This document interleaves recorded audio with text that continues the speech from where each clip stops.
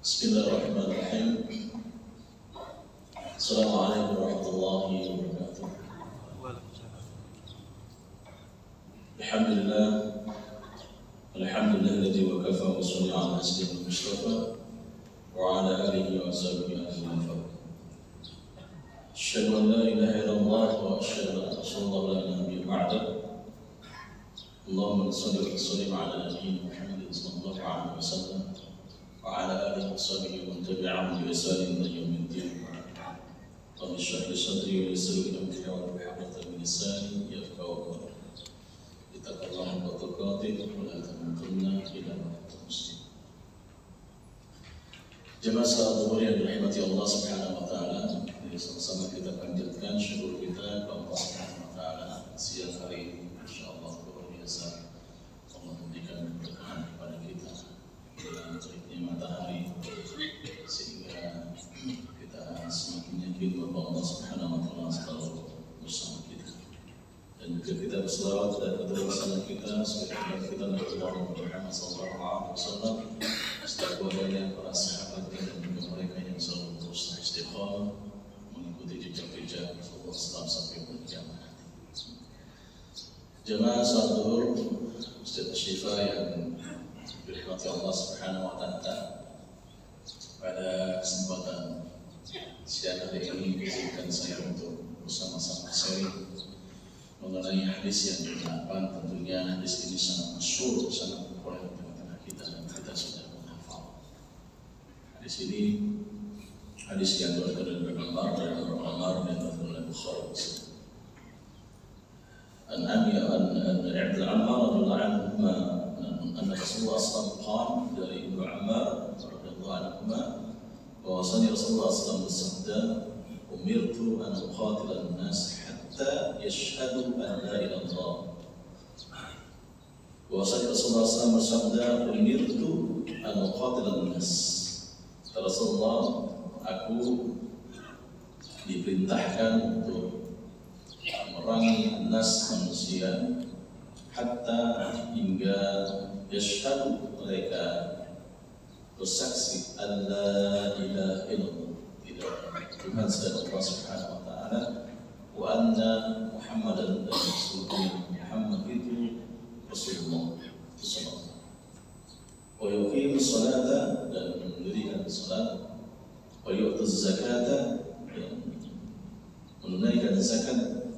Fa idza fa'alu dzalika, maka apabila mereka mengerjakan yang demikian, asamu minni dima'uhum wa amwalahum, dan kata Rasulullah SAW, maka sungguhnya mereka terjaga dima'uhum, harta mereka, darah mereka, wa amwalahum, harta mereka, illa, melainkan bihaqqil Islam hisabuhum 'ala Allah Ta'ala, melainkan dengan atau kecuali dengan Islam dan juga atas Allah Subhanahu wa taala dan perhitungan mereka. Rawahu Bukhari Muslim. Dan hadis ini diriwayatkan oleh Bukhari Muslim. Kalau kita melihat dalam sebuah kitab Jami' Sahih Imam Bukhari, maka ini akan terjemah atau dalam sebuah kitabnya beliau, kitabnya Imam bab ain lahu aqamus salata wa atuz zakata. Kemudian dalam hadis yang Muslim dalam Jami' Sahih kitab Iman, ini babnya adalah bab al-amr bi kita nas hatta yaqulu la ilaha illallah Muhammad rasulullah. Dan di sini dalam Bukhari Muslim.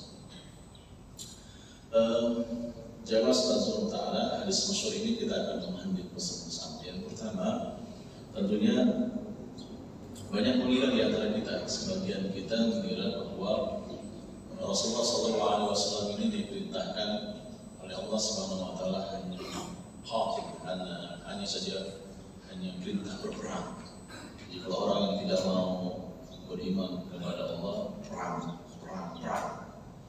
Ini banyak hadis yang kemudian kita menganggap seperti itu, sehingga menganggap bahwa Islam itu hanya menghumuskan pedang, disebarkan pedang dengan kekejaman, dengan keras dan sebagainya. Padahal kalau kita lihat bagaimana hadis ini hanya menyebutkan salah satu thariqah, salah satu metode dakwah yang disampaikan Rasulullah SAW, bukan thariqatul ula, bukan metode yang pertama yang ditempuh oleh Rasulullah SAW. Bahkan kita lihat dengan tarikh Islam, sejarah Islam, bahkan dengan sirah nabawiyah, Rasulullah SAW mengawal ini bukan hanya dengan hulus pedang yang kemudian hanya memerangi mereka yang tidak tunduk dengan Islam. Jamaah sekalian, banyak dalil yang kemudian kita lihat tentang bagaimana hal ini, dari dalil dengan sebuah metode-metode yang disampaikan Rasulullah SAW, ya, bahwa Islam itu adalah agama rahmatul alamin, agama perdamaian dan sebagainya, dan tentunya adalah bahwa tidak sebuah paksaan. Ya. Beda kalau kemudian kita menyebarkan dakwah di negeri kita ini, ada sebuah regulasi. Ya, nggak boleh seorang muslim mengajak orang yang sudah punya agama masuk muslim, nggak boleh, salah regulasi. Begitu juga sebaliknya, orang non muslim mengajak orang muslim dia masuk ke dalam non muslim, itu dia nggak boleh regulasi. Beda kalau kemudian di negeri Malaysia. Kalau negeri Malaysia, negeri jiran itu beda, regulasinya bebas. Orang muslim boleh berdakwah untuk menyampaikan Islamnya kepada rakyat Malaysia. Bahkan kalau kita di masjid di Taiwan, di Korea, ya, di Korea Selatan, di Taiwan, kita lihat kalau kemudian pada Jumat seorang imam besar, Abdul Rahman Lee, beliau kharij keluar lulusan dari Jamiah Islam Madinah. Beliau kalau pada Jumat itu biasanya sebelum Jumat, mereka orang-orang Muslim melihat apa yang dikerjakan oleh orang Muslim ketika Jumat. Jadi ketika kemudian pada Jumat, setelah Jumat, ada peluang yang dialog, mereka dipanggil dan sebagainya. Beda kemudian di kolom di Jerman. Di kolom Jerman itu masjid yang dibangun oleh orang-orang Turki, karena memang Jerman itu punya jasa, punya hutang budi dengan Turki Utsmani ketika itu. Ya. Beda mereka dengan orang Muslim itu mengunjungi masjid di kolom di Jepang, di Jerman, mengunjungi, dilihat bagaimana situasi dan sebagainya, sehingga penyebaran Islam sangat luar biasa. Kalau kita lihat dengan sebuah ayat Allah Subhanahu Wa Taala, bagaimana kemudian metode dakwah Rasulullah SAW yang bukan menjadi sebuah paksaan. Tidak ada paksaan. Misalnya dalam ayat Allah Subhanahu Wa Taala surah Al-Kafirun yang ke-13 ayat 1-6 dan jelaskan, A'udzu billahi minasyaitonir rajim. Bismillahirrahmanirrahim. Qul ya ayyuhal kafirun la a'budu ma ta'budun wa la antum 'abidun ma a'budu wa la ana 'abidun ma 'abadtum wa la antum 'abidun ma a'budu. Kalau ayat ini adalah sebuah ayat yang dimana Rasulullah SAW diminta oleh kabilah untuk hari ini engkau menyembah Tuhanku dan hari esok engkau menyembah Tuhanku. Walaupun ini dilakukan oleh kami, tapi Rasulullah SAW menjawab dengan demikian. Sangat luar biasa. Tentunya juga dalam ayat Allah Subhanahu Wa Taala bahwa la ikraha fid din, qad tabayyana al-rusyd minal ghayy. Tidak ada paksaan dalam agama yang kemudian menjelaskan bagaimana ar-rusyd, sebuah arahan yang disampaikan oleh Allah Subhanahu Wa Taala. Jadi sehingga kita pahami dengan bahwa metode dakwah itu adalah ud'u ila sabil bil hikmah wal ma'atul hasanah, dengan hasanah. Terlihat bagaimana dialog yang terlihat. Ya, dialog sekarang sudah banyak Doni Tan, kemudian Dennis dan sebagainya, dialognya di YouTube dan sebagainya. Ini kan dialognya dengan dialog. Mohon itu hasanah, menyampaikan bagaimana kekuasaan menghias keistimewaan Islam, bagaimana kemudian tafsir perbedaan dan sebagainya, sehingga mereka melihat. Tapi ironisnya adalah kita justru yang sudah muslim duluan yang lahir dari ibu kita yang muslim, kita nggak punya greget, nggak ada gregetnya dengan Islam, menganggap biasa aja ya, menganggap biasa saja. Akhirnya kemudian mengatakan bahwa urusan dakwah itu bukan urusannya kita, urusannya para ulama, urusannya adalah para kiai. Justru kita adalah dakwah ini, kita adalah dai. Siapapun kita adalah orang yang boleh menirukan dakwah dengan tetangga kita, dengan teman kita dan sebagainya. Kita nggak punya greget dengan Islam. Kenapa demikian? Karena Islam kita adalah Islam turunan, nggak punya greget, tidak punya semangat. Roh Islam kita itu tidak bergelora dalam hati kita. Darah kita ini tidak mengalir dengan semangat Islam kita. Mungkin faktornya banyak, faktor lingkungan kah, faktor peninggalan teman kita, kantor lingkungan kantor kita, masyarakat kita. Kita tidak punya semangat dalam bagaimana kita mendakwakan Islam dengan ilmu itu hasanah. Jamaah salat yang utama. Dalam ayat ini, dalam hadis ini ada kalimat yang kemudian kita ada dengan kalimatnya adalah kalimat An-Nas. Bahwa An-Nas di sini maksudnya apakah kemudian An-Nas di sini adalah ini ismu ma'rifah, yadullu al-mu'minin. Ismu ma'rifah yang menunjukkan adalah untuk orang yang beriman kepada Allah Subhanahu wa taala. Maka kemudian para muhaddits mengatakan bahwa kalimat An-Nas ini adalah ini untuk mereka yang non-muslim, alladzina la yu'minuna billah wa rasul. Mereka yang tidak beriman kepada Allah dan juga tidak beriman kepada Rasulullah SAW. Jadi ini ditujukan kepada orang-orang yang musyrik, orang-orang yang mensekutukan Allah Subhanahu wa taala, dan tidak melulu kemudian orang-orang musyrik kemudian diperangi. Oleh kita bagaimana syarahnya penjelasan itu Rajab Al-Hanbali dalam kitabnya Jami'ul Ulum wal Hikam. Kondisi uqatilun nas ini kalau kemudian adalah seorang muslim itu dihadapkan orang musuh, baru itu adalah menjadi uqatilun nas. Tapi kalau kemudian ini bukan bicara tentang dururiyatnya, emergensinya atau dikit-dikit perang dan sebagainya, tidak demikian. Beda kalau kita bicara dengan yang lain. Maka Ibnu Rajab Al-Hanbali dan kitabnya Jami'ul Ulum wal Hikam ini adalah berbicara tentang masalah hurriyah, kebebasan. Mereka ketika orang-orang musyrik itu, ya orang-orang non-agama, ya orang-orang ateis, non-muslim, kemudian mencoba ingin mengganggu secara fisik dan sebagainya, baru itu khotimnas. Itu namanya al-qatl, kalau itu dapat perang. Tapi kalau belum, bisa dengan ilmu hasanah. Jangan kemudian dikitnya perang, ini kafir, begitu mendadak penetapan kafir, harus dibunuh, halal dan sebagainya. Tidak demikian. Jamaah salat zuhur yang berwata. Yang kemudian saya ingin dalam catatan ini saya sampaikan juga bahwa disampaikan kalimat-kalimat yang kita pahami dengan bersama-sama. Yaitu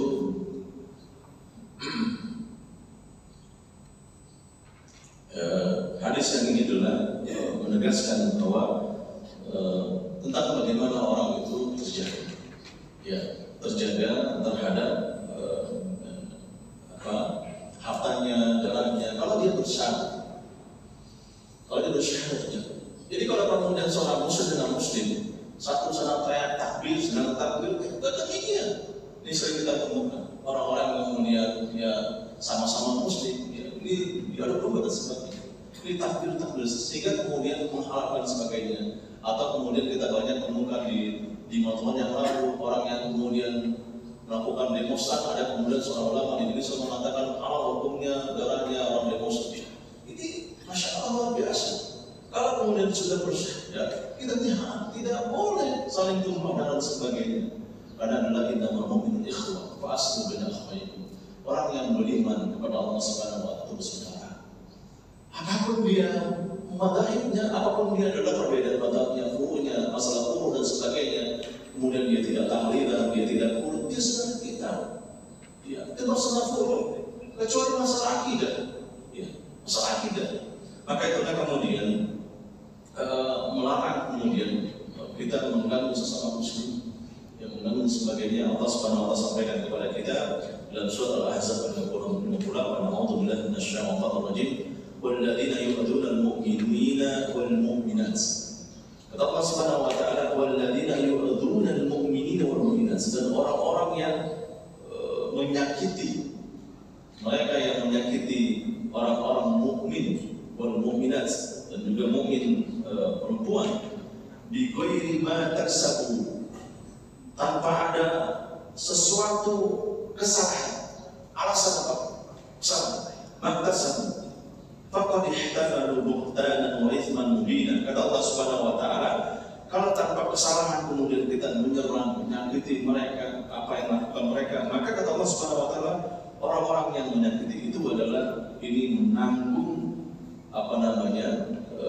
ihtamalu buhtanan, kebohongannya dan dosanya yang nyata yang diberi Allah Subhanahu wa taala. Maka kalau kita bicara masalah tentang masalah furu', ini bukan fitnah saya, bukan ulama ini kafir sesat. Dor mubinun, dia sesat Allah.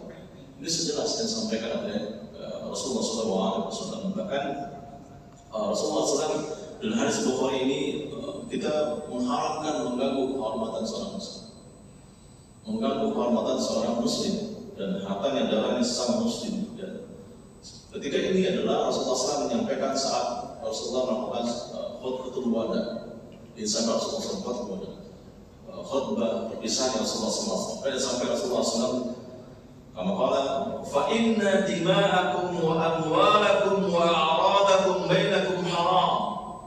Kata Rasulullah mengatakan fa inna dima'akum wa amwalakum wa a'radakum bainakum haram. Ini khutbatul wada Rasulullah SAW.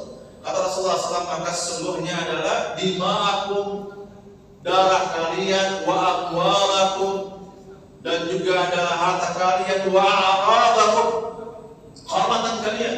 Kata Rasulullah SAW adalah di antara kalian haram, tidak boleh kita menindas kehormatan seorang muslim, tidak boleh kemudian kita membunuh seorang muslim, wa illa, kecuali adalah sebuah sebab yang lain.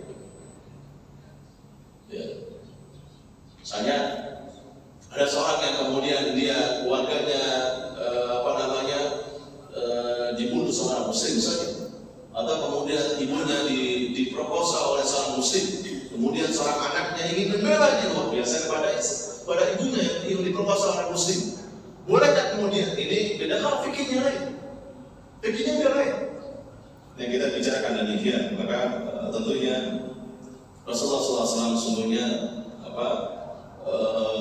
memberikan sebuah qudwah, memberikan sebuah tibian penjelasan yang sangat luar biasa. Dan hadis ini Bukhari Nas ini menunjukkan tentang alamatul insan, tentang alamatul Islam, tentang bagaimana tanda-tanda menunjukkan keislaman seseorang yang kemudian secara zahir, yang kemudian dia mengucapkan la ilaha illallah wa anna Muhammad Rasulullah, mengucapkan demikian secara zahir dan sebagainya. Maka tentunya ketika orang itu melakukan itu, barulah kemudian hukum-hukumnya iqamus sholata wa ituz zakata, dia mendirikan sholat, menunaikan zakat, harus dilakukan. Akan disampaikan la islama liman tidak dimasuk seorang muslim kalau kemudian dia tidak melakukan sholat, meninggalkan sholat. Jelas. Karena di antara tanda antara bainal kafir wal muslim sholat. Antara perbedaannya seorang kafir dan muslim adalah sholat. Sholatnya bagaimana? Dijalankan atau tidak? Ini tentunya jemaah sholat zuhur yang muta'ala, kita memahami secara utuh tentang menurutnya bagaimana gambaran-gambaran yang disampaikan Rasulullah SAW tentang tadi qatlun nas. Tidak ada Islam mengatakan adalah yang membunuh pedang dan sebagainya. Tidak boleh. Dikit perang, mau perang dan sebagainya. Terkecuali adalah bagaimana kita punya rasa simpatik syukur kita dengan Palestina. Jelas. Kalau mengatakan kita tidak mau membela Palestina, ini butuh pertanyaan bagaimana akidah kita, keislaman kita dengan Palestina. Iya, negeri para anbiya, negeri Syam yang dididik Allah Subhanahu wa taala, diberikan Allah Subhanahu wa taala, di mana kemudian Isra Mi'raj yang dilakukan Rasulullah SAW di Palestina sebagainya. Ini juga jelas. Nah, ini jemaah salat zuhur yang utama. Ini menarik dalam sebuah, saya mengutip dari sebuah kitabnya Imam Al-Khatib Syarbini. Ini terkait dengan tentang kita, tentang jihad. Jadi nggak perlu kita misalnya menyebutkan jihad-jihad dan sebagainya. Disampaikan di sini, menulis di sini, beliau menyampaikan wa wujubul jihad wa wujubul wasail la maqasid. Jadi bicara tentang masalah jihad itu adalah secara menyeluruh adalah ini terkait dengan wasilah, ya, wasilah, ya, yang bersifat Islam itu adalah sifatnya adalah defensif, bukan yang bersifat adalah ofensif, ya. Wa wujubul jihad, dan kewajibannya berkitar, berjihad itu wujubul wasaili lil maqasid, adalah kewajiban yang bernilai sebagai sarana, la maqasid, bukan tujuan, bukan maksud tujuan. Ya, makanya lihat bagaimana para sahabat-sahabat yang sebagian awal yang masuk Islam, yang bersyarat kepada Rasulullah SAW tidak pernah. Bahkan lihat bagaimana ketika suatu negeri di mana kemudian menghina Rasulullah SAW, apakah Rasulullah mau membalas? Tidak demikian. Idza maqsudul bil qitali innama huwa al-hidayah wal masawa wa ma siwahu min asy-syahadah. Kalau maksudnya dengan bil qital itu adalah dengan jihad, maka sesungguhnya huwa al-hidayah. Ini adalah sebuah petunjuk. Wa ma siwa, tidak mereka demikian min asy-syahadah. Mereka adalah untuk bersyahadat asyhadu an la ilaha illallah wa asyhadu anna Muhammadar Rasulullah. Ya.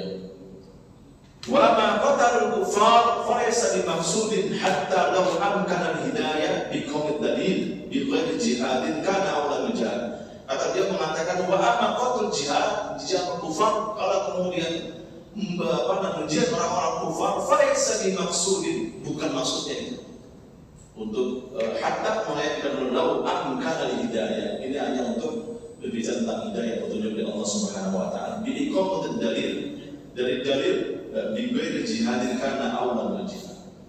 Ini yang disampaikan oleh Rasulullah SAW. Maka sesungguhnya jamaah sallallahu ta'ala dalam hadis yang sangat singkat ini, khawatir ini jangan salah paham, sehingga akhirnya banyak menjadi alasan bahwa di mana-mana nanti Islam terakhir mengatakan bahwa Muhammad bukan nabi terakhir, manusia biasa, dan bicara tentang bahwa wujudnya Allah Subhanahu wa taala sama dengan manusia dan sebagainya. Muhammad itu adalah bukan orang-orang yang ramah, cinta kedamaian, tapi selalu membunuh orang. Ini kan salah paham, salah paham sebagai Rasulullah SAW, atau kemudian menyampaikan bahwa ayat-ayat tidak Al-Quran banyak tentang al-Fatrah, tentang masalah jannah. Insyaallah jemaah salat zuhur, bahwa hadis ini adalah tibyan. Hadis Rasulullah tibyan, penjelasan dari ayat Allah Subhanahu wa taala. Ketika kita salah memahami dalam konteksnya bagaimana kita memahami sebuah Rasulullah SAW. Misalnya ketika kita menemukan sebuah hadis yang sahih, bagaimana caranya? Ketika hadis ini kemudian asal dijaga, kita bicara dan sebagainya, bagaimana cara kita mengamalkannya? Dan inilah kita butuh, sehingga kita tidak memahami sebuah Rasulullah SAW. Jamaah salat karena ini tausiah kulturnya yang sangat singkat, bila bagaimana kita memahami sebuah hikmah hadis yang ke-8. Semoga di waktu yang lain kita akan sama-sama berbeda. Review kembali di sebuah Allah.